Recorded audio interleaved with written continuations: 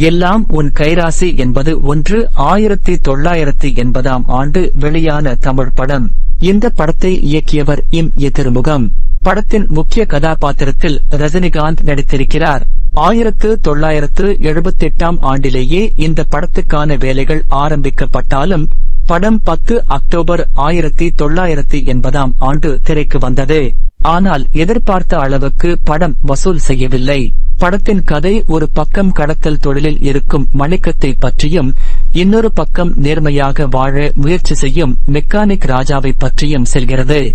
முக்கியமான விஷயம் என்னவென்றால் மணிக்கமும் ராஜாவும் ஒருவருக்கொருவர் எதிரிகளாக மோதிக்கொண்டே இருக்கிறார்கள். ஆனால் கடைசியில் அவர்களுக்குள் இருக்கும் உறவு என்ன என்பது பெரிய உண்மையாக வெளிவருகிறது. அந்த உண்மைதான் படத்தின் கிளைமாக்ஸை உருவாக்குகிறது. இந்த படத்தை பற்றி பேசும்போது முதலில் ரஜினிகாந்தின் அந்த காலகட்டத்தை நினைத்து பார்க்க வேண்டும்.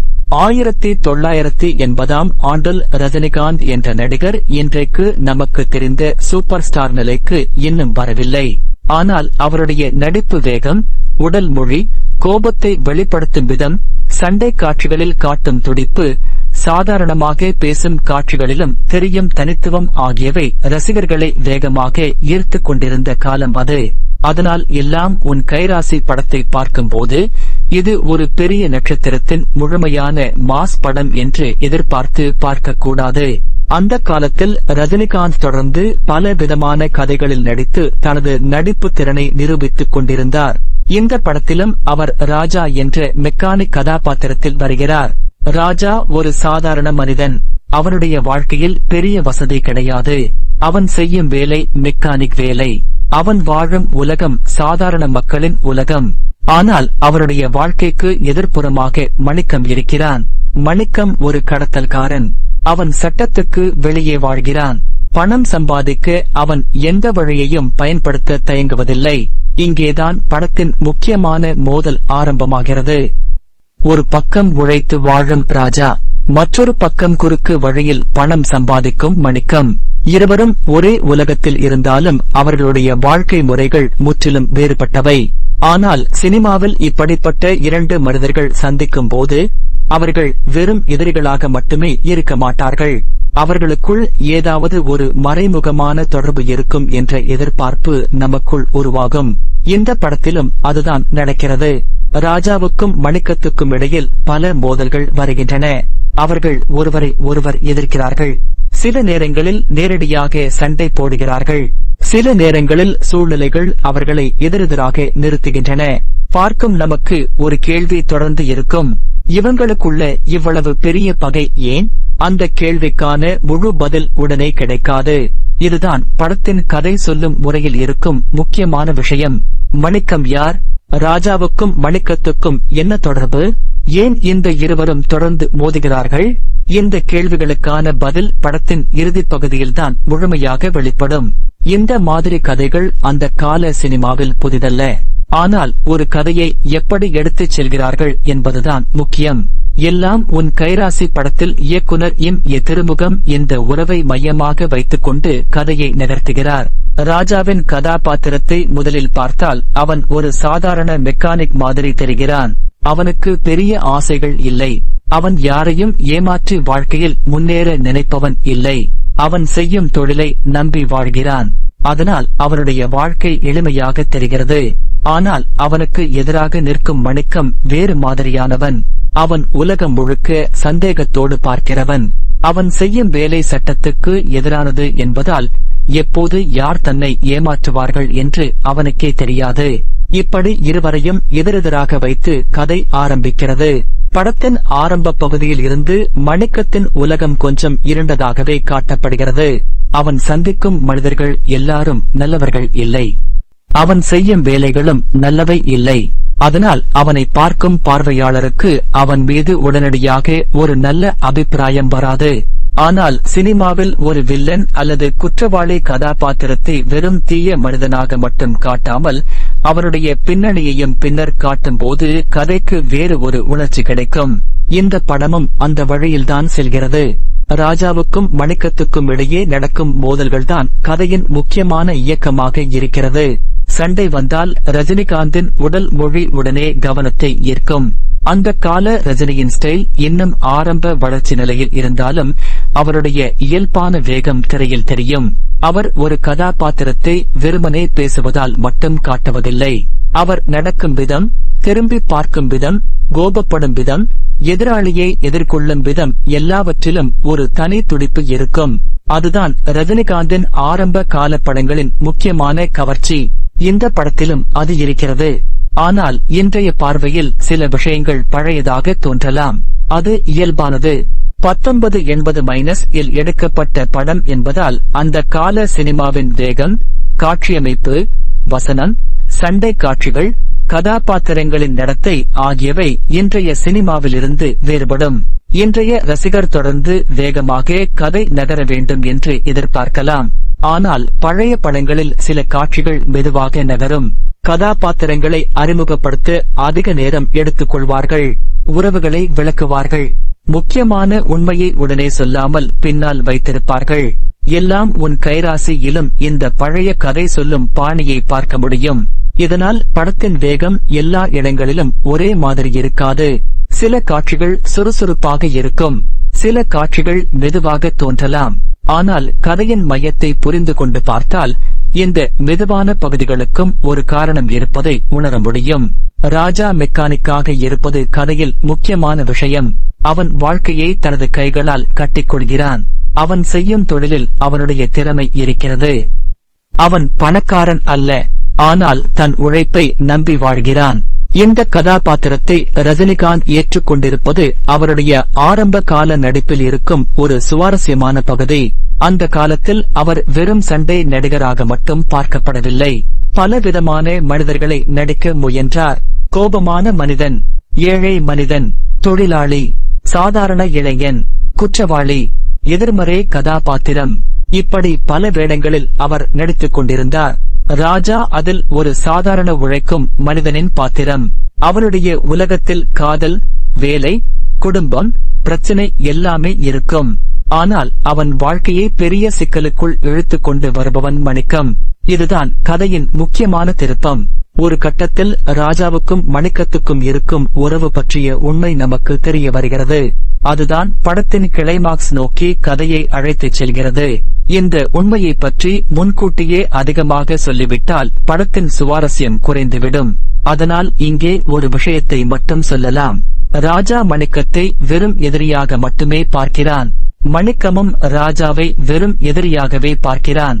ஆனால் அவர்களுடைய கடந்த காலத்தில் இருக்கும் ஒரு உறவு அவர்களுக்கே தெரியாமல் அவர்களை இணைத்துக் கொண்டிருக்கிறது. இந்த கருத்துதான் படத்தின் மிகப்பெரிய பலம். ஒரே நேரத்தில் அது குடும்ப உணர்வையும் குற்றக் கதையையும் இணைக்கிறது. ஒரு பக்கம் கடத்தல் உலகம், மற்றொரு பக்கம் குடும்ப ரகசியம். இரண்டையும் இணைக்கும் போது கதைக்கு ஒரு திருப்பம் கிடைக்கிறது. ஆனால் அந்த திருப்பத்தை எப்படி செயல்படுத்துகிறார்கள் என்பதுதான் படத்தின் வெற்றியை தீர்மானிக்கிறது.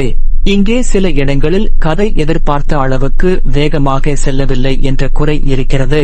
பார்வையாளருக்கு ஏற்கனவே சில விஷயங்கள் புரிந்துவிட்ட பிறகும் கதாபாத்திரங்கள் அதை அறியாமல் தொடர்ந்து சுற்றிக் கொண்டிருப்பது போல சில காட்சிகள் தோன்றலாம். இது பழைய படங்களில் அடிக்கடி காணப்படும் ஒரு விஷயம். ஆனால் அந்த கால ரசிகர்களுக்கு இந்த மாதிரியான நீண்ட கதை சொல்லும் முறை ஏற்றுக்கொள்ளப்பட்டிருந்தது. இப்போது அதே படத்தை பார்க்கும்போது கொஞ்சம் பொறுமை தேவைப்படும். ரஜினிகாந்தின் நடிப்பு பற்றி தனியாக பேச வேண்டும்.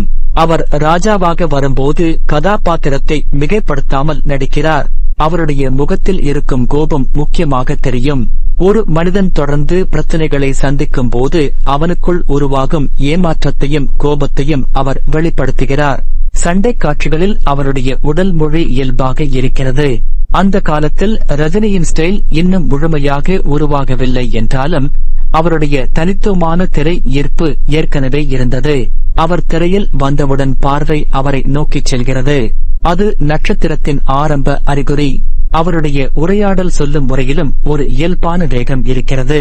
சில வசனங்களை அவர் மிகவும் அமைதியாக சொன்னாலும் அதற்குள் கோபம் இருக்கும். சில நேரங்களில் ஒரு பார்வை போதும். இதுதான் ரஜினிகாந்தின் நடிப்பின் முக்கியமான தன்மை. அவர் எல்லாவற்றையும் வசனமாக சொல்ல வேண்டிய அவசியம் இல்லை. முகபாவனையாலும் உடல் மொழியாலும் உணர்ச்சியை கொண்டு வர முடியும். இந்த படத்தில் அதற்கான சில நல்ல தருணங்களை பார்க்க முடியும். மணிக்கம் கதாபாத்திரமும் கதையில் முக்கியமான இடம் பெறுகிறது. அவன் வெறும் வில்லன் மாதிரி இருந்தாலும் கிளைமாக்ஸில் அவனுடைய உண்மையான தொடர்பு தெரியும் போது அவனை பற்றிய நமது பார்வை மாறுகிறது. இதுதான் கதாசிரியர் வைத்திருக்கும் முக்கியமான முயற்சி. ஒருவரை நாம் ஒரு குறிப்பிட்ட கோணத்தில் பார்த்து கொண்டிருக்கிறோம், பின்னர் ஒரு உண்மை வெளிவருகிறது. அந்த உண்மை வந்தவுடன் பழைய காட்சிகளுக்கு வேறு அர்த்தம் கிடைக்கிறது. இது ஒரு நல்ல திரைக்கதை உத்தி. ஒரு கதாபாத்திரத்தை முதலில் தவறாக புரிந்து கொள்ள வைப்பது, பின்னர் உண்மையை வெளிப்படுத்துவது, அதன் மூலம் பார்வையாளரின் உணர்ச்சியை மாற்றுவது. எல்லாம் உன் கைராசி இந்த முறையை பயன்படுத்துகிறது. படத்தின் தலைப்பும் சுவாரஸ்யமாக இருக்கிறது. எல்லாம் உன் கைராசி என்று சொன்னால் சாதாரணமாக நமக்கு அதிர்ஷ்டம், விதி, வாழ்க்கையில் நடக்கும் எதிர்பாராத சம்பவங்கள் போன்ற விஷயங்கள் நினைவுக்கு வரும். ஆனால் இந்த கதையை பார்க்கும்போது வாழ்க்கையில் நாம் நினைக்காத விதத்தில் சில விஷயங்கள் நடக்கின்றன. ஒருவர் இன்னொருவரை எதிரியாக நினைக்கிறார், ஆனால் அவர்களுக்குள் வேறு ஒரு உறவு இருக்கிறது. ஒரு மனிதனின் வாழ்க்கையை அவன் செய்த பழைய செயல்கள் தொடர்ந்து பாதிக்கின்றன. இந்த வகையில் தலைப்புக்கும் கதையின் உள்ளடக்கத்துக்கும் ஒரு தொடர்பு இருக்கிறது. படத்தின் இன்னொரு பலம் அதன் மைய குடும்ப ரகசியம். இரண்டு மனிதர்களின் மோதலுக்குள் குடும்ப உணர்வை கொண்டு வருவது கதைக்கு ஒரு உணர்ச்சி அடித்தளத்தை உருவாக்குகிறது. ராஜா ஒரு சாதாரண மெக்கானிக் என்பதால் அவருடைய வாழ்க்கையை பார்வையாளர்கள் எளிதாக புரிந்து கொள்ள முடியும். அவன் பெரிய மனிதன் இல்லை, அவன் பணக்காரன் இல்லை, அவன் அதிகாரம் கொண்டவன் இல்லை, அவன் தனது உழைப்பால் வாழும் மனிதன். அவனுக்கு எதிராக நிற்கும் மணிக்கம் அதற்கு நேர்மாறானவன். அவன் குற்ற உலகில் இருக்கிறான். இதனால் இருவரின் மோதல் நல்ல மனிதன், தவறான பாதையில் சென்ற மனிதன் என்ற இரண்டு கோணங்களை உருவாக்குகிறது. ஆனால் படத்தின் உண்மையான சுவாரஸ்யம் அவர்கள் யார் என்பதில் இல்லை, அவர்கள் ஒருவருக்கொருவர் என்ன என்பதில்தான். அதுதான் படம் முடியும் வரை நம்மை பிடித்து வைத்திருக்கும் விஷயம். இப்போது படத்தின் குறைகளை பற்றி நேராக பேசலாம். முதலில் கதை சொல்லும் வேகம். படம் சில இடங்களில் மெதுவாக நகரும். இன்றைய பார்வையாளருக்கு அது கொஞ்சம் சிரமமாக இருக்கலாம். அடுத்ததாக சில காட்சிகள் கதையை முன்னேற்றுவதற்கு பதிலாக பழைய கால திரைப்பட பாணியை பின்பற்றுவது போல தோன்றலாம். சில சம்பவங்கள் கொஞ்சம் வசதியாக நடக்கின்றன என்று தோன்றும். கதையின் முக்கிய உண்மையை கடைசி வரை மறைத்து வைக்க வேண்டியதால் சில இடங்களில் இயல்பான வாழ்க்கையை விட சினிமா வசதி அதிகமாக தெரியும். இது படத்தின் ஒரு குறை. ஆனால் இதை வைத்து முழு படத்தையும் குறைத்து மதிப்பிட முடியாது. ஏனென்றால் அந்த காலகட்டத்தில் இப்படிப்பட்ட குடும்ப ரகசியம், மோதல், சண்டை, திருப்பம் ஆகியவை கலந்த கதைகள் ரசிகர்களிடம் நல்ல வரவேற்பை பெற்றிருந்தன.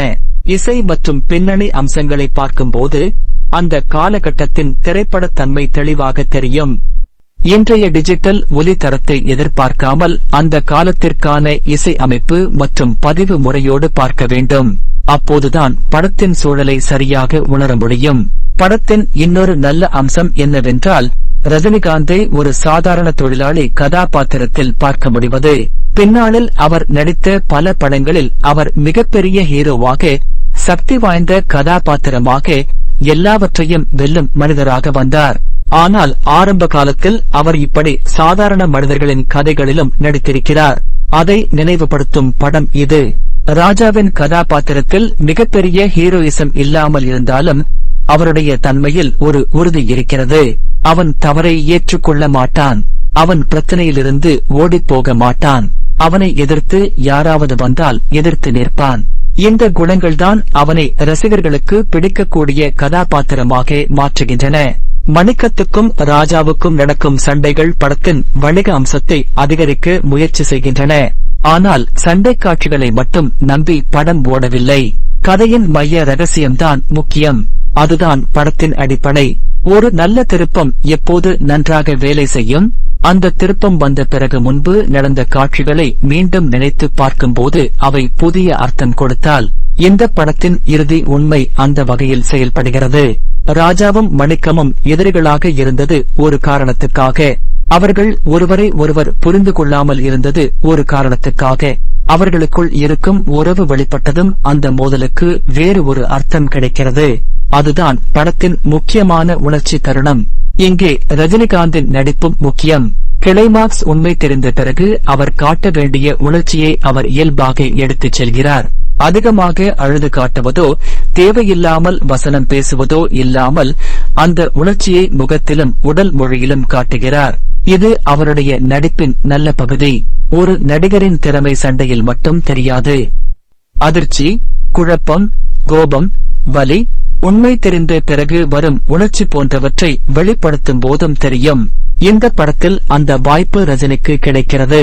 அதனால் எல்லாம் உன் கைராசி ஒரு முழுமையான ரஜினி மாஸ் படமாக இல்லாவிட்டாலும் அவருடைய ஆரம்ப கால நடிப்பை பார்க்க விரும்புபவர்களுக்கு இது சுவாரஸ்யமான படமாக இருக்கும். படத்தின் மிகப்பெரிய பலம் கதையின் மைய ரகசியம். அடுத்த பலம் ரஜினிகாந்தின் நடிப்பு. மூன்றாவது பலம் பழைய கால குடும்பம் மற்றும் குற்றக்கதை கலந்த திரைக்கதை. அதன் முக்கிய குறை மெதுவான வேகம். மற்றொரு குறை சில காட்சிகளில் கதை இயல்பை விட சினிமா வசதியை நம்புவது. மேலும் இன்றைய பார்வையாளருக்கு சில காட்சிகள் பழைய பாணியில் இருப்பதாக தோன்றலாம். ஆனால் ஒரு பழைய படத்தை அந்த காலத்தின் அளவுகோலில்தான் மதிப்பிட வேண்டும். 1980 ஆண்டில் வெளியான ஒரு படத்திடம் 2026 ஆண்டின் திரைக்கதை வேகத்தை எதிர்பார்க்க முடியாது. அந்த கால ரசிகர்களின் ரசனை வேறு. அந்த கால திரைப்பட உருவாக்க முறையும் வேறு. அதை மனதில் வைத்து பார்த்தால் படத்தின் பல விஷயங்கள் நன்றாக புரியும். ராஜாவும் மணிக்கமும் இடையே இருக்கும் மோதல்தான் படத்தை நகர்த்துகிறது. ஆனால் கடைசியில் அந்த மோதலுக்கு பின்னால் இருந்து உண்மை வெளிவரும்போது படம் ஒரு குடும்ப உணர்ச்சி கதையாக மாறுகிறது. இதுதான் படத்தின் முக்கியமான திருப்பம். ஒரு மனிதனை நாம் எதிரியாக நினைக்கலாம். ஆனால் அவன் நம் வாழ்க்கையோடு எவ்வளவு ஆழமாக தொடர்புடையவன் என்று நமக்கு தெரியாமல் இருக்கலாம். சில நேரங்களில் உண்மை தெரியும் நேரம் மிகவும் தாமதமாக இருக்கலாம். அந்த எண்ணத்தையே இந்த படம் மையமாக கொண்டிருக்கிறது. ரஜினிகாந்தின் ரசிகர்களுக்கு இந்த படம் முக்கியமாக இருப்பதற்கு காரணம் அவர் இன்னும் தனது நடிப்பு பயணத்தை உருவாக்கிக் கொண்டிருந்த காலத்தின் ஒரு படமாக இது இருப்பதுதான். அவர் பின்னர் அடைந்த மிகப்பெரிய உயரத்தை மனதில் வைத்து பார்த்தால் இங்கே இருக்கும் ரஜினியை வேறு கோணத்தில் பார்க்க முடியும். இங்கே அவர் இன்னும் முழுமையான சூப்பர் ஸ்டார் உருவத்தில் இல்லை. ஆனால் அந்த நட்சத்திரத்தின் விதை ஏற்கனவே தெரிகிறது. அவருடைய திரை இருப்பு இருக்கிறது. அவருடைய தனி ஸ்டைல் இருக்கிறது. அவருடைய கோபம் இருக்கிறது. அவருடைய வேகம் இருக்கிறது. அவருடைய பார்வையில் இருக்கும் தாக்கம் இருக்கிறது. அதனால்தான் இந்த மாதிரியான ஆரம்ப கால படங்கள் அவருடைய ரசிகர்களுக்கு ஒரு விதமான வரலாற்று மதிப்பை கொண்டிருக்கின்றன. படம் வசூலில் தோல்வியடைந்தது என்பது உண்மை. ஆனால் ஒரு படம் வசூலில் வெற்றி பெறவில்லை என்பதால் அதில் நினைவில் வைத்துக் கொள்ளக்கூடிய விஷயங்கள் இருக்கக்கூடாது என்று அர்த்தமில்லை. சில படங்கள் வெளியான போது பெரிய வெற்றியை பெறாமல் இருக்கலாம். ஆனால் பின்னர் அந்த படத்தில் நடித்த நடிகர் அல்லது அந்த கதையின் ஒரு குறிப்பிட்ட அம்சம் காரணமாக மக்கள் அதை மீண்டும் நினைவில் வைத்துக் கொள்ளலாம். எல்லாம் உன் கைராசியை அப்படித்தான் பார்க்கலாம். முக்கியமாக ரஜினிகாந்தின் ஆரம்ப கால படங்களை பார்க்க விரும்புபவர்கள், அவருடைய நடிப்பு எப்படி வளர்ந்தது என்பதை அறிய விரும்புபவர்கள் இந்த படத்தை ஒரு சுவாரஸ்யமான பழைய படமாக பார்க்கலாம். மொத்தத்தில் சொன்னால் எல்லாம் உன் கைராசி ஒரு வேகமான நவீன த்ரில்லர் இல்லை. இது ஒரு பழைய பாணி தமிழ் படம். இதில் குடும்ப உணர்ச்சி இருக்கிறது. குற்ற உலகம் இருக்கிறது. மோதல்கள் இருக்கின்றன. சண்டைகள் இருக்கின்றன. முக்கியமான குடும்ப ரகசியம் இருக்கிறது. அந்த ரகசியத்தை மையமாக வைத்து கதை கடைசி வரை செல்கிறது. ரஜினிகாந்தின் ராஜா கதாபாத்திரம் படத்திற்கு ஒரு வலுவான மையத்தை கொடுக்கிறது. மணிக்கம் கதாபாத்திரம் கதைக்கு எதிர்மறையான சக்தியாக நிற்கிறது. இருவரின் மோதல்தான் படத்தின் அடிப்படை. ஆனால் அவர்கள் ஒருவருக்கொருவர் யார் என்ற உண்மைதான் படத்தின் உண்மையான உணர்ச்சி. அதனால் இந்த படத்தை பார்க்கும்போது ஒரு விஷயத்தை மட்டும் மனதில் வைத்துக் கொள்ள வேண்டும். இது ரஜினிகாந்தின் உச்சகட்ட காலத்து படம் அல்ல. அவருடைய ஆரம்ப கால பயணத்தில் வந்த ஒரு படம். அந்த காலத்தின் சினிமா மொழியோடு இதை பார்த்தால் இதில் ரசிக்கக்கூடிய பல விஷயங்கள் இருக்கின்றன. கதை சில இடங்களில் மெதுவாக இருக்கலாம். சில காட்சிகள் இன்றைய காலத்தில் பழையதாக தோன்றலாம். ஆனால் ராஜா மற்றும் மணிக்கத்தின் உறவை சுற்றி உருவாக்கப்பட்டிருக்கும் மைய கருத்து படத்திற்கு ஒரு தனி சுவாரஸ்யத்தை கொடுக்கிறது. அதனால்தான் எல்லாம் உன் கைராசியை முழுமையாக மறந்துவிட வேண்டிய ஒரு படம் என்று சொல்ல முடியாது. இது ஒரு காலத்தின் நினைவு. இது ரஜினிகாந்தின் ஆரம்ப கால திரைப்பயணத்தின் ஒரு பகுதி. அதே நேரத்தில் ஒரு மனிதனை எதிரியாக பார்க்கும் முன் அவனுடைய முழு கதையை நாம் அறிந்திருக்க வேண்டும் என்ற எண்ணத்தையும் படம் முன்வைக்கிறது. வாழ்க்கையில் எல்லாமே நம்முடைய கண்களுக்கு தெரியும் மாதிரி இருக்காது. சில உண்மைகள் கடைசி நேரத்தில்தான் தெரிய வரும். அந்த உண்மையை மையமாக வைத்துதான் இந்த கதை முடிகிறது. அதனால் படத்தின் மிகப்பெரிய பலம் அதன் இறுதி உணர்ச்சி, மிகப்பெரிய குறை அதன் வேகம். ஆனால் பழைய தமிழ் சினிமாவை ரசிப்பவர்களுக்கு, குறிப்பாக ஆரம்ப கால ரஜினிகாந்த் படங்களை பார்க்க விரும்புபவர்களுக்கு இந்த படம் ஒரு முறை பார்க்கக்கூடிய அனுபவமாக இருக்கிறது. ரஜினிகாந்த் பின்னாளில் எவ்வளவு பெரிய உயரத்தை அடைந்தார் என்பதை தெரிந்து கொண்ட பிறகு இப்படிப்பட்ட பழைய படங்களை பார்க்கும்போது அவருடைய வளர்ச்சி பாதையும் நமக்கு தெரிகிறது. அதுதான் இந்த படத்திற்கு இன்று கிடைக்கும் முக்கியமான மதிப்பு.